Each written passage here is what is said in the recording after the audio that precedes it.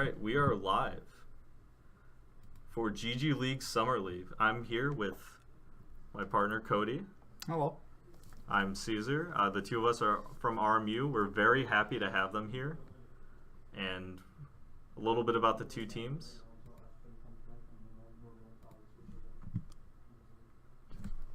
We have, on the left side, we have DePaul University. They're called the Barcode Killers. And on the right side, we have a combination of University in Chicago and Loyola University. And they go by the names, say, Bobo. Bobo needs to be saved, and let's see if they can do it with the win today. Yeah, so as we're loading in, a little bit to learn about these guys. So, how do you like DePaul's team up on the top? I like DePaul's team because in the draft phase, they did a lot of banning on the bottom team's ADC, which I think he's the highest ranked player on their team, and it's good to try to shut him down. But again, there's a lot of ADC picks that are good, not too much.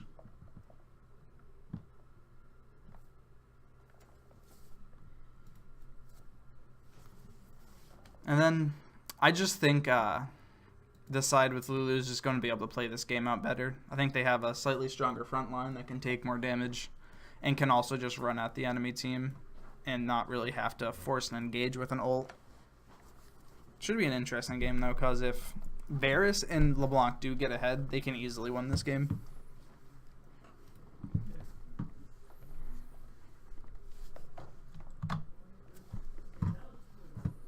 All right, so we see some dabbing penguins. Always a solid start to any trade in the river. If there's one thing I noticed about top laners, they really like duking it out. Hey, it's Ornn and Mundo, though. Like, at this point, like, the cleavers are costing more damage to Mundo than it is to Ornn. Ornn's going to happily just W all day for this early lane.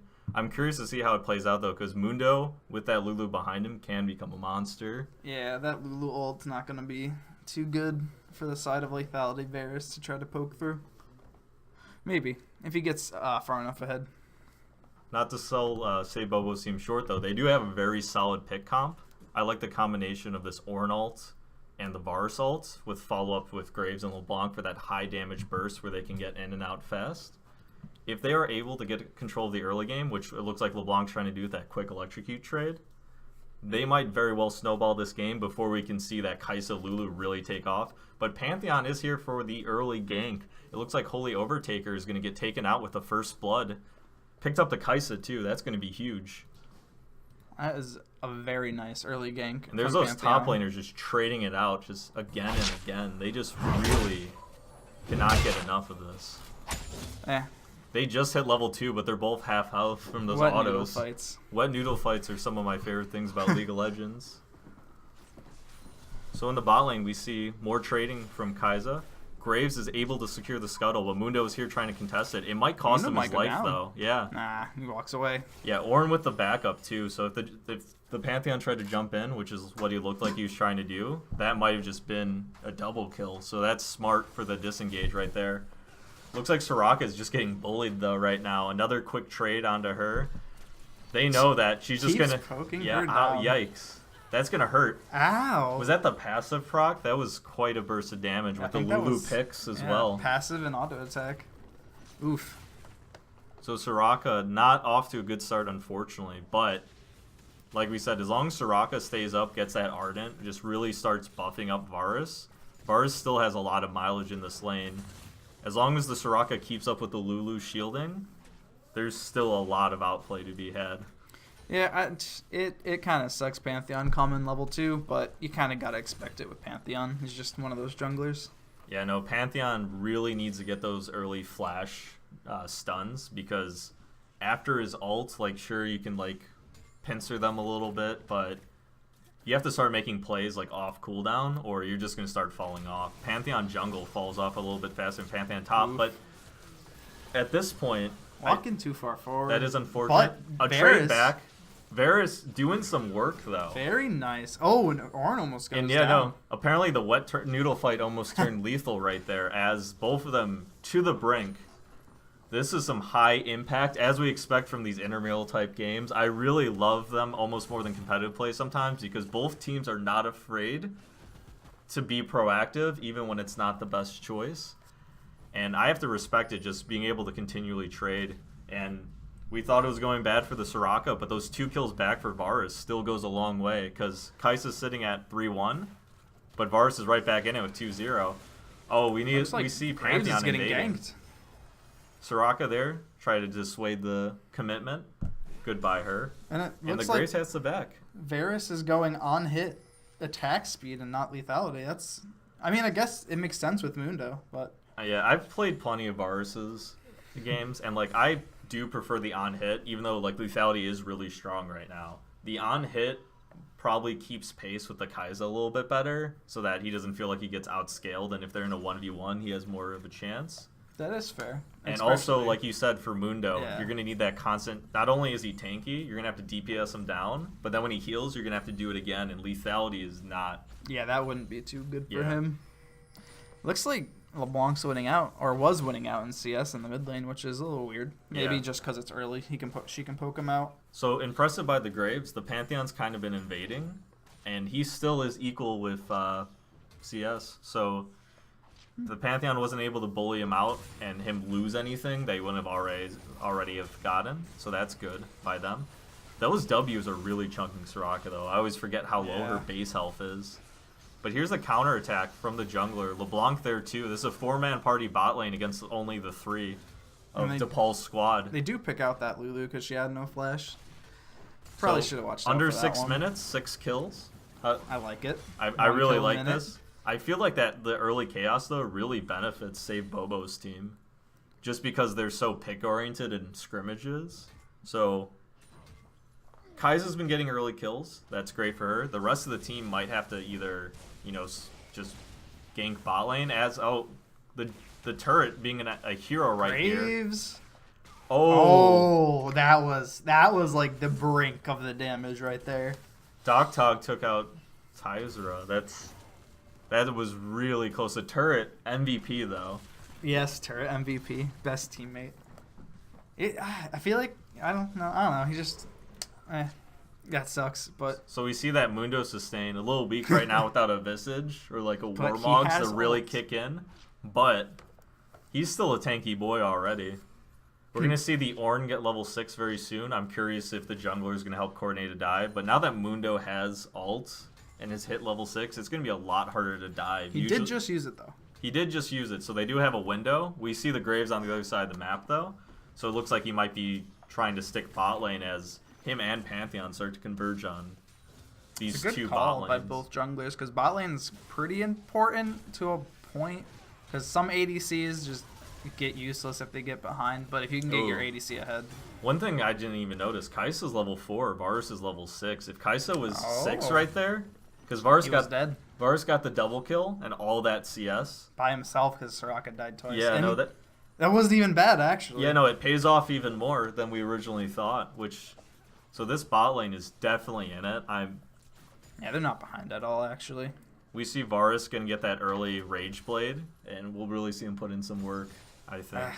I don't know. I just don't. I always. It just seemed weird. Varus going attack speed on hit builds. Yeah, Just it's a feels little weird. smoother, at least when it comes to autoing, but Yeah. there is a scary amount of burst damage that comes with that lethality Varus, which is one we saw back when Jhin was meta as well. You know, the good old ADCs in 2017 LoL meta. Love ADCs. Yeah, love ADCs. Really love what Riot's been doing too sometimes, where occasionally like an ADC just vanishes from the meta, and then you just throw a mage in there, and they're like, oh, look, Mordekaiser. But a quick Mordekaiser. trade, Oh. barrier might be enough, but unfortunately, no. Graves tags that quick assist as well with his W. Very nice. Exactly what LeBlanc is supposed to do in the lane. Just poke him out, land a chain, and then just kill him. Yeah, so far, Save Bobo's game plan's been going very well. I think both game plans are going relatively well. Yeah, no, they're both getting what they want. We see the gold on the Kai'Sa, we see the gold on the Varus and LeBlanc. These early team fights are going to be pretty explosive, I'm going to What's say. important, though, is neither tank has gotten a significant gold lead, if any at all. So we'll Yeah. see how that plays out, because whatever tank gets tankier first, most likely are going to win the fights. Yeah, no, definitely. Especially when it's so neck and neck with the carries gold. It's the tank that will make the difference in these fights. The Ornn ult will be very vital to turn around these fights. But Mundo with that Lulu, like we said, Cleaver and Whimsy, Ooh. that's a scary combo. Right now we see the Pantheon ult Pantheon bot. ult, the Mantheon. He He got so close to getting out. there's the ult from Kai'Sa that we were expecting to see back in that early trade. But now that she has, that's a double kill. That's a 5-1 Kai'Sa at 9 minutes. That's gonna be tough to deal with from now on. Especially since this might converge into... Oh, there's a LeBlanc off the flank. LeBlanc's probably going to end up getting... Killed, huh? The I thought Lulu she was ult. going to be able to get that... Yeah, no, the Lulu ult into the stun from Pantheon is very clutch right there. And that's That not hurts. what you want to see, unfortunately, because now Graves did cover it, so they don't lose first turret, which is great for them there. That is very good, yeah.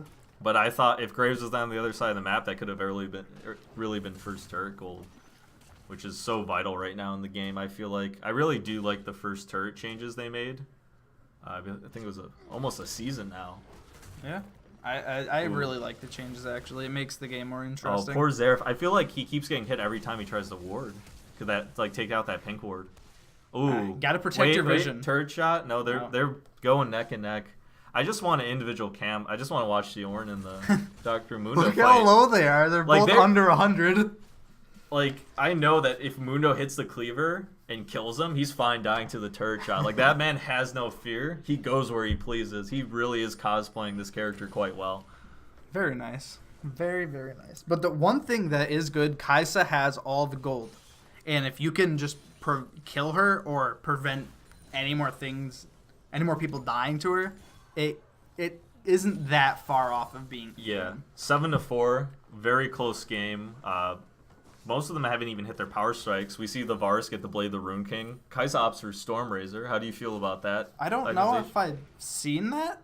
I don't know if I've seen that either. I guess it makes sense with a quick like auto Q burst combo, if that's what they're looking for the quick trade, since Varus is usually with lethality the better one at quick trades. But maybe they saw, oh, you're going Blade of the Rune King. Now I can be the one that bursts you down. This Zeref's going to have to show a little bit of respect, but once again, the turret coming in huge. And she might go down just a Pantheon here. Ooh. No. Oh, wow. He is not tricked. He saw right through that ruse.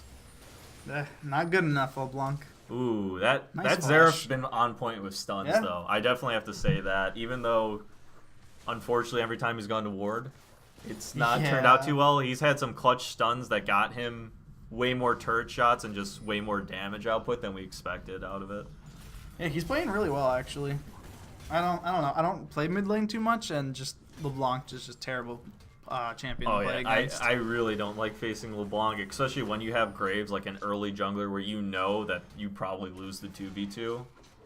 Ooh, missed So the Pantheon's invade not paying off here. They're able to pick off Soraka though as a retribution kill, and at this point in the game, Pantheon will start falling off very soon until he gets like a huge spike. Once again, this river is not Zeref's friend, but the stun might be. Oh, that. Wait, are we gonna see the ult? Yep, Yes, ult barrier. that's very nice. Just enough to get out. That was unfortunate for the LeBlanc. She missed both chains. That was just a feels bad moment, and everyone has those times. And top lane just duking it out, 70 to 70. It doesn't get much closer than this. Very close. I like it. There's been no help top. I don't even know if anyone's like even come close to that lane. You know, this game top lane is truly an island. Another gank. Another Wait, gank. A Xerath gank. This Pantheon really has bot lane's number, just because we've seen how many times they've like lost the 2v2 or like gotten ganked and had blown summoners, and they're still just pushing turret right after. So we might see the first kill of top lane. Minions. No. No. That was so the base close. regen from Mundo too. That wasn't even his ultimate. This top lane, very, very fun. And just, that Pantheon has been having really good ults this game. Doing a good job, doing his job early game, carrying his team. See if he can keep it up, do something later, but it gets a lot harder.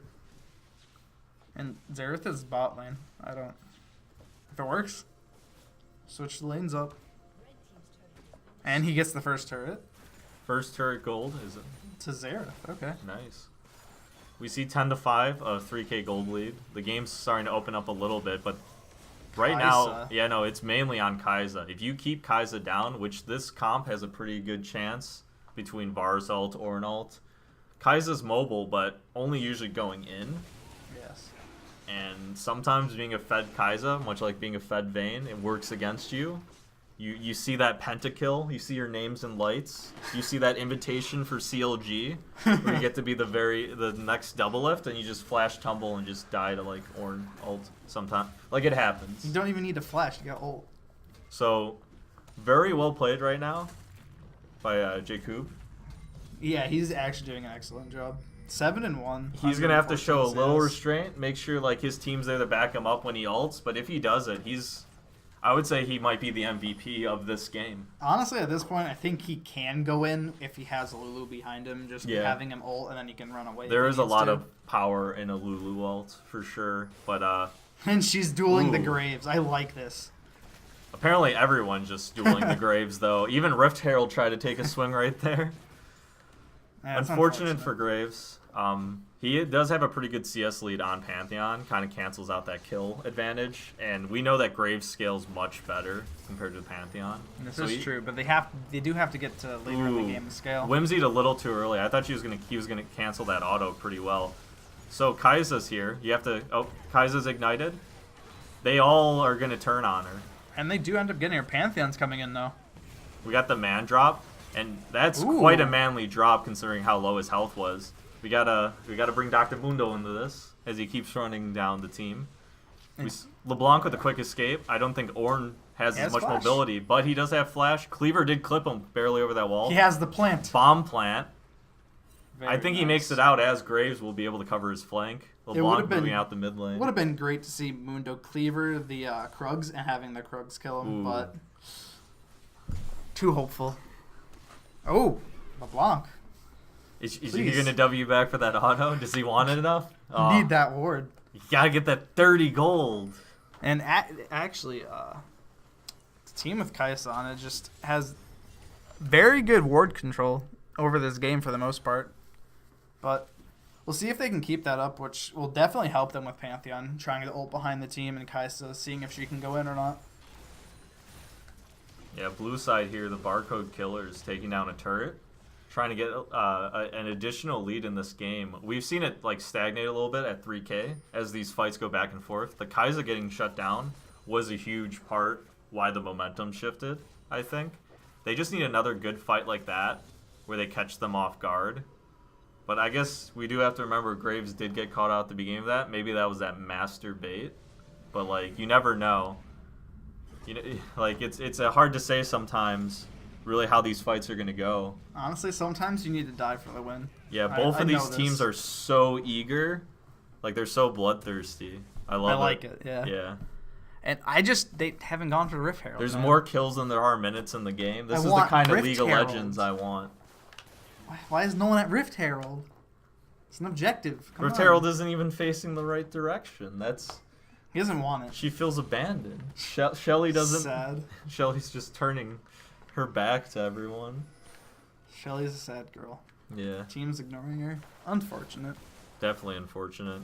The Grave really likes these scuttle crabs, but that's how you get ahead. Juicy. Yeah, no, that 100+ gold right now. Yeah, that's really nice. He's gonna come in with like a death stance and just really tear them apart, and that's where that CS difference we see right there is between Graves and Pantheon. And kudos to Bobo's team, because a lot of them have CS leads, and that is the reason why it's only like a 3K gold lead right now. They're definitely still in it because they're farming and working the map more efficiently, getting all the scuttles. We saw an Ocean Drake go over to the side of the barcode killers, but there's still a chance that Rift Herald goes to red side as they're posturing for it. No one's gonna get Rift Herald. It's a sad day. The ADC starts backing as we think for just a moment they're gonna make it to the Herald. Wait, they're just clearing. Oh, I guess Ward. Yeah. It's so good. You need to get rid of free real Taylor. estate. It is free real estate. It's It's free. a tower. It is a single tower at least. You're exactly right. I really want to see them get it, but at this point, you know, It's they have to aggro. yeah. They had to start taking it like right there when they saw them in position. And Unfortunate. unfortunate. The Oh. Xerath though Missed his stun, and he might die here. Ooh. Oh, he has Ooh, a stopwatch, and she's down. she's down. Turret destroyed. Also, we see this gold lead starting to grow a little bit. It's almost to a 4K now. Oh, it's gonna. Can they burst it down in time? I don't. They have 10 seconds at 10 40. seconds. They have it. Kaisa They have- passive yeah. coming in huge here. Wow, that's actually really good.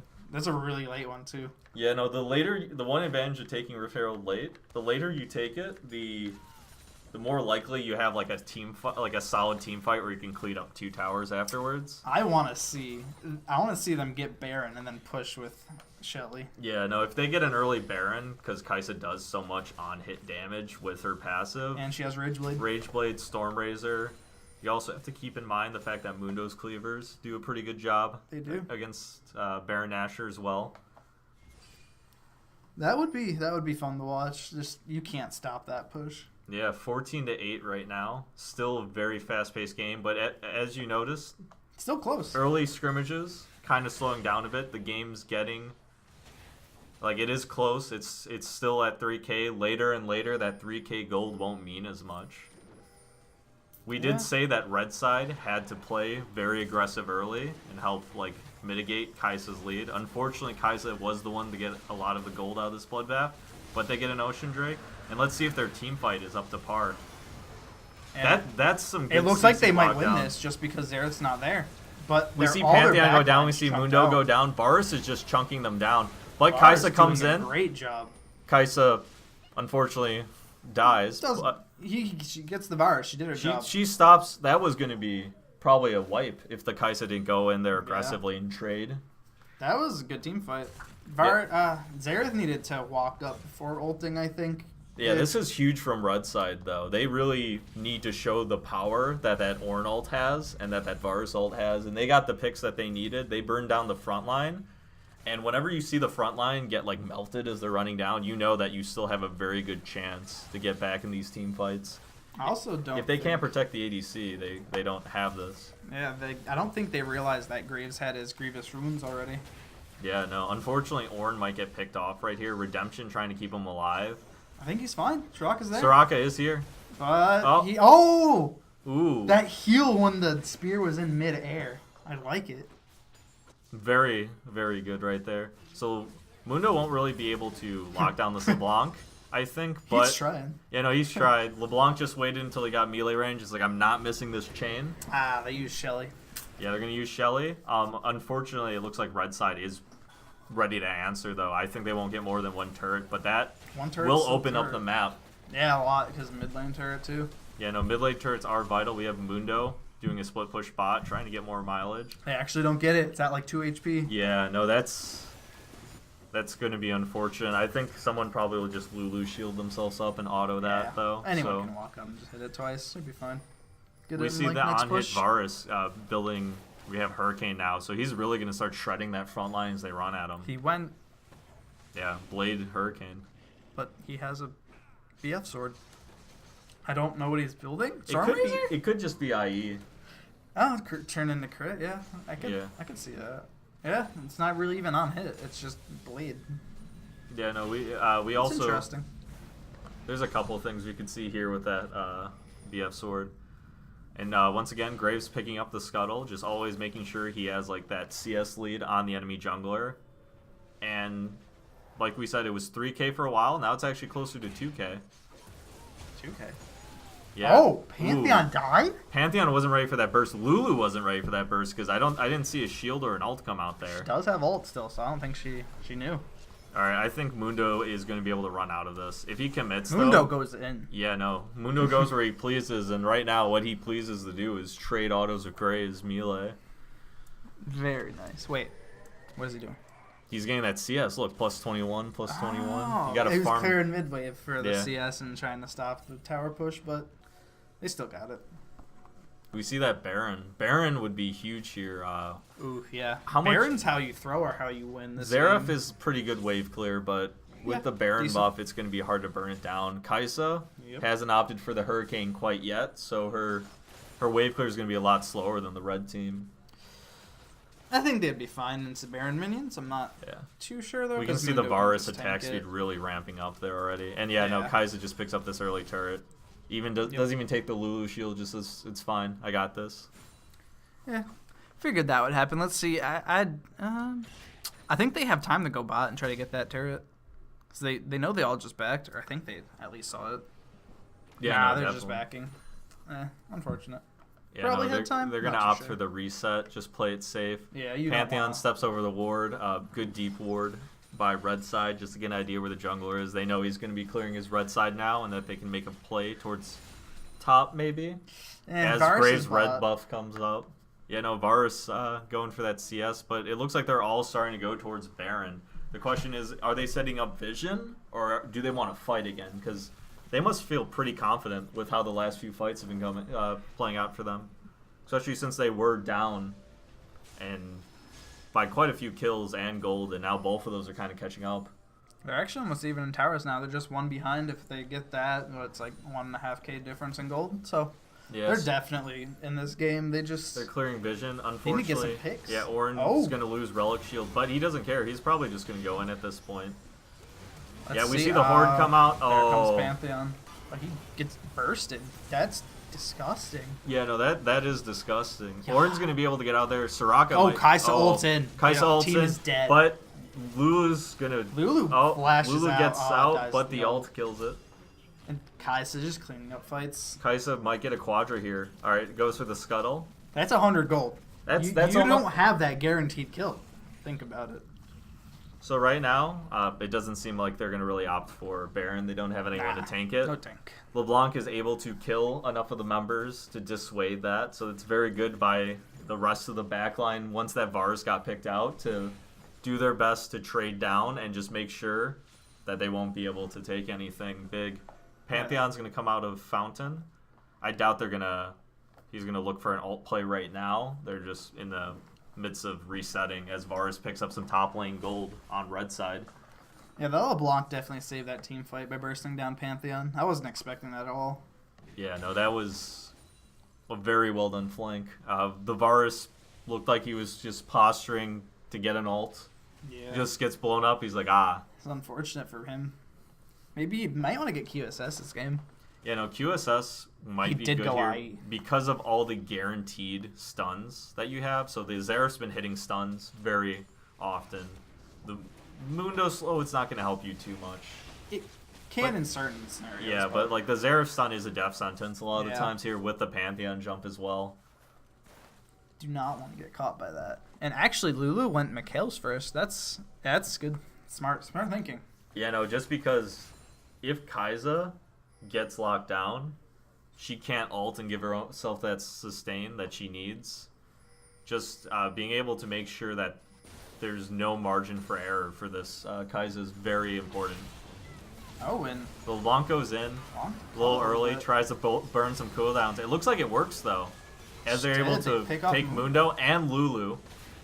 The Varus ult spreads the Pantheon. He's able to run away, but he was snared there for a moment and had to fear for his life, disengaged immediately.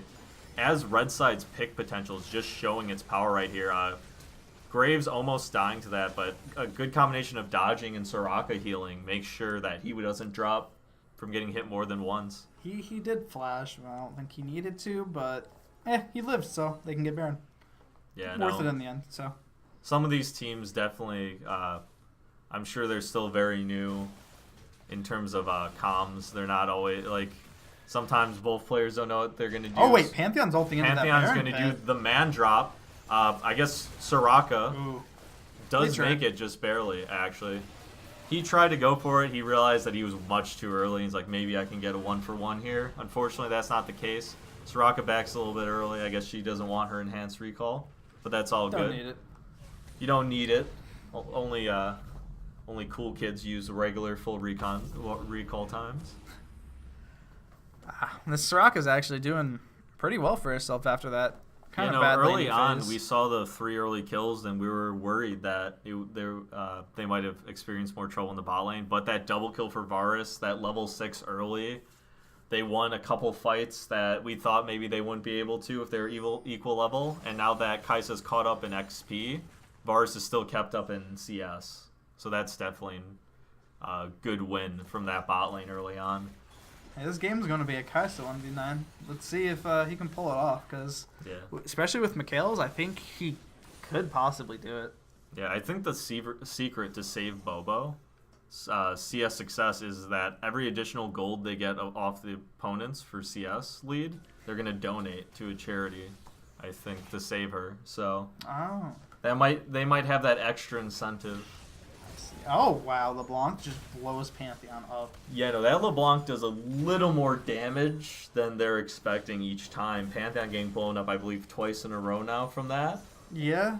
That quick trade, that LeBlanc has that combo ready, isn't afraid of turret because they know they can just distortion out after eating 1 or 2 turret shots. Doesn't help. The turrets don't really hurt. Yeah, no, She doesn't even have armor, and she just took 3 shots and still over half. Yeah, no, turrets might need a little bit of a buff, I think, Yeah. personally. They tickle more than they do damage sometimes. Feels good. And they're just 4-man pushing this mid turret, getting free inhib. LeBlanc's fighting Mundo. Once again, we see the little Blanc chaining She's down. actually killing Mundo. Where is this damage coming from? She has 2 items and boots. It is Morello's and Sork. She does have a 10-stack Dark Seal, so... That is important to keep in mind. Oh, Kai'Sa 1v9ing on the side, but gets blown up by LeBlanc. Yeah, no, at this point, do you think the enemy team is going to consider a LeBlanc ban for the game 2? It didn't, like... It did good in lane, but it wasn't oppressive to the point where she was running around killing people, but she's just blowing people up now. Came out of nowhere. In recent patches, we've seen like a resurgence of assassins like Fizzy play. So I definitely think if they ban the LeBlanc and we see Sleepy T comfortable on a different assassin, too many of them. I think we're just going to see the same thing again. In terms of game plan, Red side seemed to play their team comp a little bit better, only because they were looking for picks. We knew that LeBlanc and Graves are going to do all the damage. If you look at their kill participation, they definitely been involved. The ADC has been very vital, as well as the Ornn, when it comes to setting up those kills, and the Soraka just makes sure that they live long enough to carry out their game plan. On the enemy team, though, we see too many times that the Pantheon and the Mundo get burned down, not able to play that true frontline role, because they're more bruisers than tanks, unlike Ornn. This is true, and it also doesn't help that Grievous Ruins was picked up very early by the Graves, so it kind of nullifies Mundo there. We saw 3 Ocean Drakes this game, so Oh, yeah. I don't know if the game would have played out a little different, maybe, if Blue Side got some Infernals or Earth Drakes to like get their lead a little bit early, because they're not really the team that needs the sustained, like an Ocean Drake doesn't help you against a pick comp, I guess. That is very true, yeah. So a little unfortunate RNG, never lucky, but I think they played the bot lane played the early game very well. We saw Xerath have some clutch stuns, the Lulu have some clutch ults, and the Pantheon did a lot of work early. I don't know if it's a limitation of maybe the Pantheon Mundo combination where they don't have a clear game plan, but unfortunately the team fight of this red team just seems so much stronger. And that Ornn always weaves in and out with just enough. LeBlanc blows up Kai'Sa. This is going to be game, I think, right here. Yeah, Bars this is flash game. forward. He doesn't fear no man anymore. Now that Kai'Sa's off the field, no one on red side really is afraid. And LeBlanc gets that kill. LeBlanc needs funds for the save Bobo. Oh, that LeBlanc is actually destroying them now coming out of lane phase. Yeah, no, LeBlanc's in a pretty good spot in the meta right now, but on most champions, I feel like we might have saw something very similar. That LeBlanc, so good. So we see a victory come here early for red side. Just a little bit better in the mid game, and that's all you need to win. So our game plan is going to be right back in about 5 to 7 minutes. We're going to give everyone a chance to enjoy some of the food that was provided by GGLeagues and just get a chance to discuss their game plans for the next game.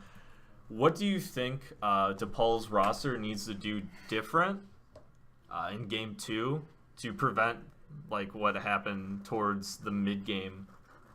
They either need to camp top and get their top lane tank ahead to the point where he can actually take damage, or they need to not play Pantheon, play something that's a little bit better mid-game, and I think they would have won that. So I think they need to be more mid-game focused instead of early, because they didn't transition their lead well enough, because they did lose 2 fights after having a nice 4K lead, which is not the biggest, but yeah, I liked what Pantheon did early in terms of his ganks. Yeah. But it felt like a limitation of the character a little bit towards the end. So now that we get a little bit of time to talk about the matches, here we're going to give you a little quick snippet about GGLeagues and what it's all about. So when it comes to GGLeagues, it's actually a new intercollegiate program. Us and RMU is very excited about it getting off the ground. A little bit of a blurb that they mentioned themselves is they wanted to say that they're a recreational esports league designed to make gaming a social experience. And it's a rec league for gamers, built by gamers, that ends with an in-person LAN finals, which you're seeing here today. And over the course of an 8-week season, these guys have worked hard to get to where they are today. Both of them, I think, played very well.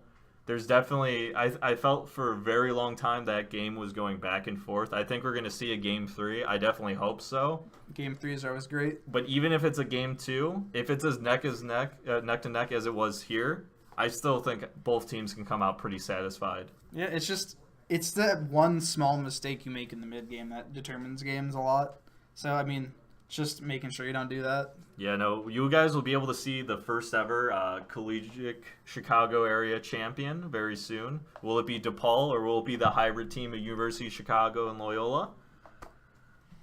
We'll find out. And one thing about GG League is that if you don't have a full roster from your school, you can pair up with students from other schools, which I think is actually a great idea, because some people, only 3 people at a school play League at a decent level, and maybe you need some other decent people to play with. So match with other schools.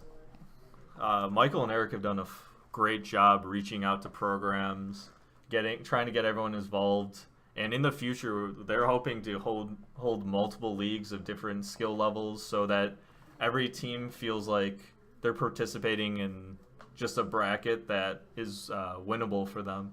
Because one thing that I always noticed with our intramural league was that sometimes there was certain teams that felt like they didn't have as much of a shot as others just because of the rank of the players. But that is not going to be an issue as we get more and more teams here. And as you see right here, these are 2 very evenly matched teams. I think they did a great job balancing the brackets. I don't feel like it's a blowout by any means. Red team had to fight tooth and nail for that win. It's just those 1 or 2 mistakes that blue side just happened to mess up on. Like, take a bad engagement, you lose the fight, you're down. Maybe your thoughts change about what you need to do, and it can lead down a hole. But if they had just won that first fight in the mid game, they probably would have won the game. It's just very minute things that you do that make you lose or win. Yeah, a little bit about Say Bobo's team, since we have some background information about them.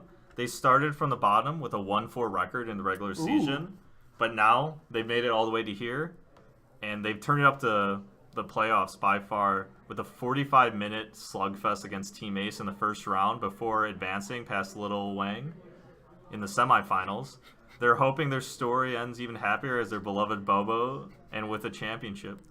Their top-played heroes this season appear to be Morgana, Nami, and Swain, and we didn't actually see any of those 3. Nami, yeah. Oh, I mean, Swain was banned. That's fair. But we did see the Swain ban, so we know that the Soraka has some pocket picks with that Morgana and Nami. We might see them come back that bot lane even stronger in Game 2, which would be very interesting.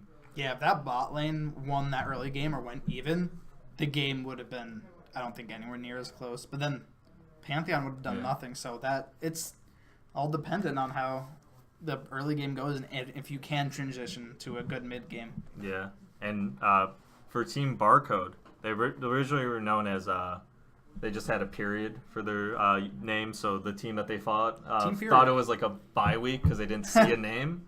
So they're like, are we facing anyone this week? And it's like, yeah, period. And then they're like, all right, yeah, maybe change your name. They're like, all right, let's pick something more confusing.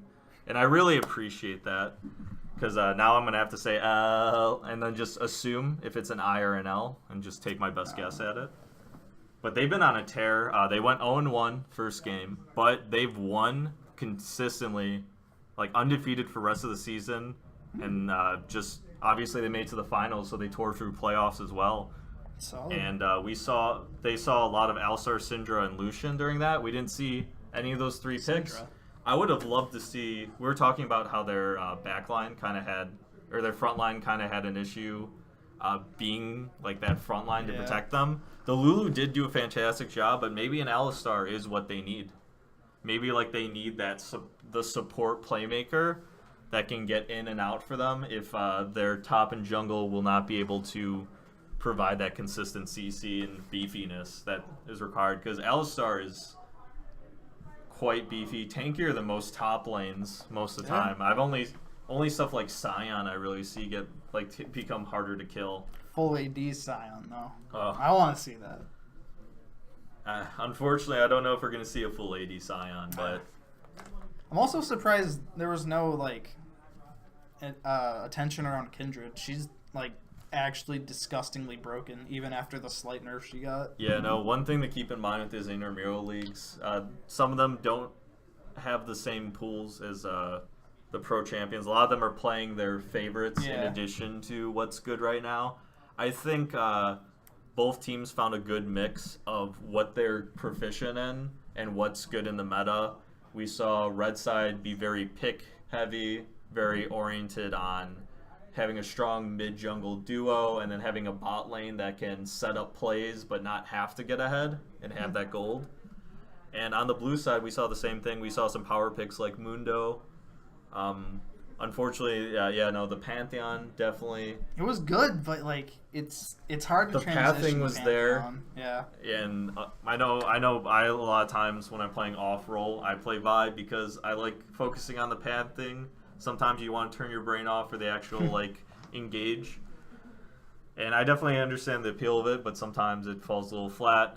The Graves did a very good job keeping up with CS to offset the hard work that Pantheon was doing with the invades. Yeah, it is true. Maybe they'll pull something out in game 2. Not too sure yet, but I have to see when it goes to the draft phase. Yeah, no, definitely. And coming into game 2, it might be our last. I'm going to do a full rundown of the rosters just so we get a chance once we get into lobby.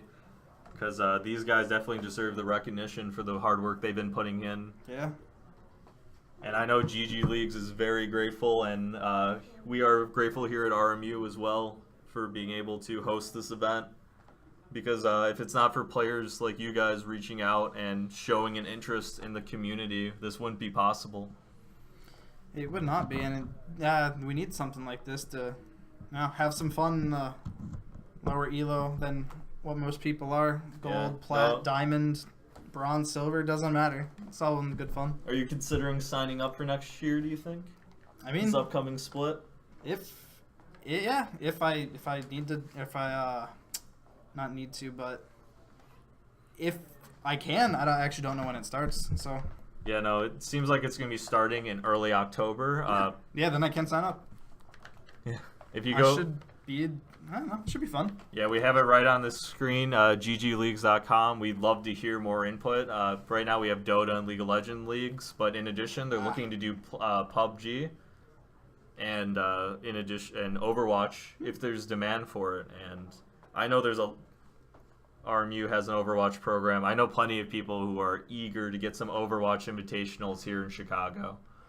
Overwatch is an interesting game. It definitely is. Yeah, no, it's fun to spectate. I'm not always a fan of playing it, but I definitely appreciate those who do play it. Just only pick Tracer. Only Tracer. If I start inting, I hit my go back button, and then I die anyways because Widow hit me. You know, it just happens sometimes. It's unfortunate. It's unfortunate. Especially since they nerfed Roadhog and I'm not allowed to just kill people without trying anymore. You mean you can't hook through walls anymore? Come on. I guess I'll stick to Blitzcrank. Yeah, no, that's why League of Legends is clearly the game for me. I just really like taking the ADC who wanted to have a good time, and I'm like, hey, what's up? You're over here now. And Just wanted a hug, dude. Yeah, I need that compassion, you know? I want to see a spicy Blitzcrank. Maybe that in game too. I definitely want to see some beefiness come out from Barcode's team. Yeah, maybe if I don't know, maybe if they do play Kindred, or maybe if they do play Graves, taking that tank bot lane, putting the damage back into the jungle for the whole game and not just the early part. Maybe playing Talia. I don't know. Yeah, no, we saw that hover. They did early. hover it, so. And I thought that would have been a really solid choice. That you have the global ults, much like Pantheon, but it's a lot easier for your whole team to back you up when you literally block off the enemy team from advancing. Maybe they thought about the Ornn too much, where they're like, oh, they can break through the wall. But overall, I think this is going to be another nail biter. I didn't even think about that, the Ornn breaking through the wall. Yeah, no, I think that's why they switched off the Talia, but I definitely would love to see that in game 2, because that's a very powerful pick right now. And if they're comfortable on it, it's really fun to watch a good Talia jungle. Would have been interesting.